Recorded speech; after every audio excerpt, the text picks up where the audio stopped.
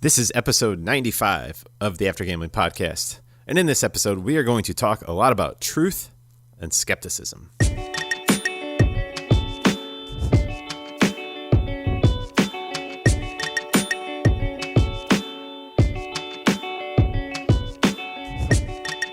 Hey there, everyone, and welcome back to the After Gambling podcast. My name is Jamie. I am the host of this podcast where we talk all things gambling addiction to help you or someone you love or someone you're trying to help just improve their life, get better, live life after gambling, hence the name change a few years back.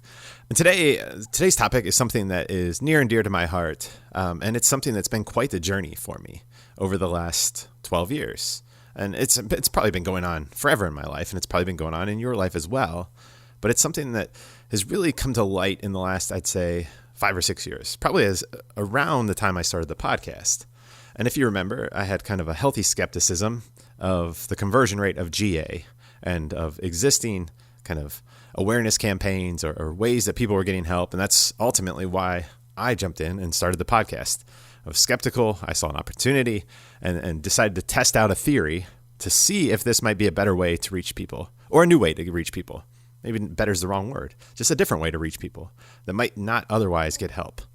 And now nearly 300,000 downloads later, 5 years later, it seems like it's working. Not for everyone, but for a group of people, it definitely seems like a solution. And ultimately, there's ways I can improve this. I can definitely improve the success of the podcast. I can do other things. I can post it in other ways, other places. I can transcribe it. There's all these things that I can continue to do and get better at improving it. And it all starts with acknowledging the fact that this isn't a perfect thing. It's a work in progress. And so today we're going to be talking a little bit about truth and skepticism. And I just want to lay that out, the ground up front, and talk about these two concepts, because there are two things that I've really seen benefit me over the last, like I said, 5 or 6 years, as I get more skeptical of my own self and of things in the world in the pursuit of truth. And I think that's the key, is like not being too rigid or believing into any ideology has really helped me. And it really is this pursuit of truth. Like, what is a more perfect truth? I guess before we get into some of the latest stuff, we got to go back in history, right? To the time I was gambling, or you were gambling. And so much of that behavior wasn't rooted in truth. And there wasn't skepticism, healthy skepticism. And whenever it came, we stiff-armed that. We held it at bay, right? Because I had friends that reached out and they said, hey, Jamie, it looks like this might become a problem. Or I was talking to other people and they're like, I think you really need to stop. You're gambling too much. Or maybe you're not as good at poker as you thought you are or think you are. And so whenever skepticism came my way, I was so defensive. And I'd kind of do like we all do, which is kind of stand up and like try to beat my chest and try to shout them down or to ignore that criticism. And the reality is they were trying to help me. They were trying to show me something that I wasn't seeing.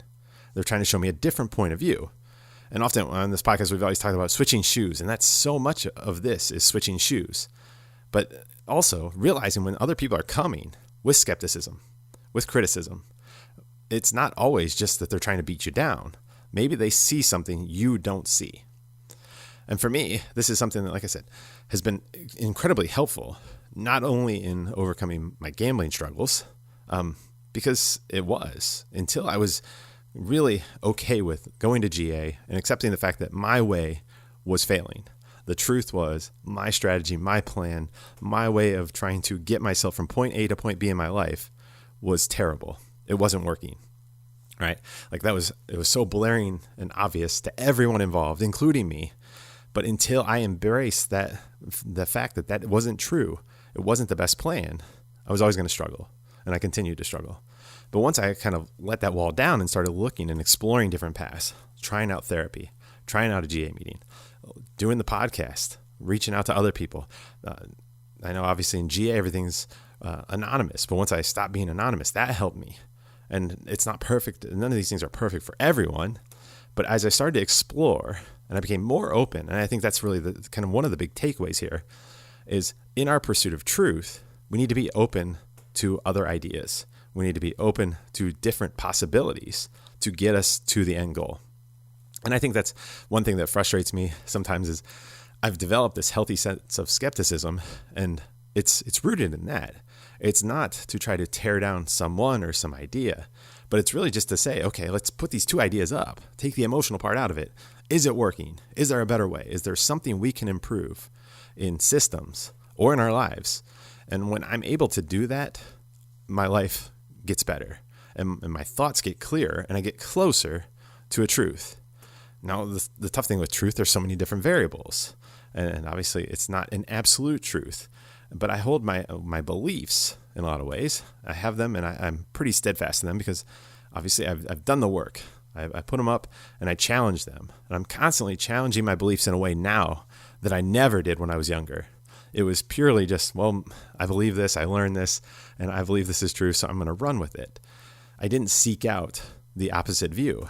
And now that's something that, like I said, and it's really kind of coincide with the podcast. I think a lot of this has been as I reach out and communicate with other people across the gambling industry and really get to know their opinions, their views on topics.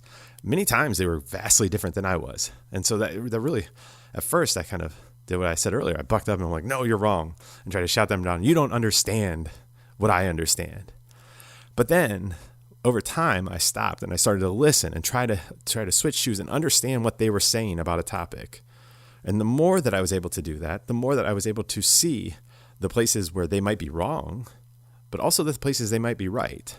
And the same with my thoughts. What were the things I was getting wrong? Some of my biases and some of my just personal beliefs and biases. I mean, we did the recent episode on loss aversion and sunk cost bias. And so many of my gambling problems were rooted in these biases. It wasn't so much some genetic thing in me, but it was a poor thought, some kind of just poorly implemented strategy or belief that I held that continued me to go in a way that I thought it was the truth, but I wasn't seeing the full picture, right? I mean, that's kind of probably the summary of a bias, is that it's blinding us. We have these blinders on where we're not looking left and right and taking in all the information. We're only seeing what we want to see. And like I said, I think one of the best things for me, and I'm sure you're seeing in your life, is when we start to tackle one of these areas in our lives where it's like, okay, we had these beliefs, we admit that they were wrong, and we start seeking out other options, then the results get better. And that's something that I've tried to bring in and apply to other areas of my life and just my general thinking overall.